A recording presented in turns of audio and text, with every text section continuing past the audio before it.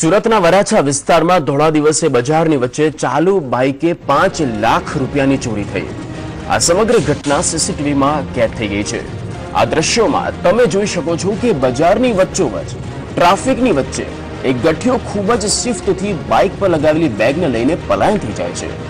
વરાછા વિસ્તારમાં મિની બજારની આ ઘટના છે અને જેના પૈસા ચોરી થયા છે તે બાઇક પર સવાર ભાઈ જમીન દલાલ છે। તેઓ બાઇક પર પૈસા લઈને જઈ રહ્યા હતા ત્યારે અજાણ્યા શખ્સે બાઇક પર ભરાવેલી જમીન દલાલની થેલી ચોરી લીધી।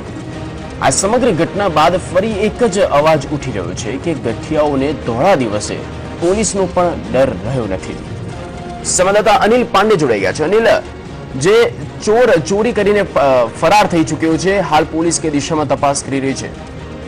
फिलहाल तो सूरत पुलिस ने वराछा पुलिस પાસે એકમાત્ર જે સાધન છે તપાસ કરવાનું માત્ર સીસીટીવી છે અને સીસીટીવી માં સ્પષ્ટ દેખાઈ આવે છે કે કઈ રીતે એક જમીન દલાલ જ્યારે બેંકમાંથી 5 લાખ રૂપિયા કાઢીને બાઇક ઉપર જઈ રહ્યો હોય છે ત્યારે જે પાછળ એક અજાણ્યો ચોર છે તે કેટલી શિસ્તતાપૂર્વક એ બેગને આંચકી લે છે અને ત્યારબાદ ભીડમાં અદૃશ્ય થઈ જાય છે।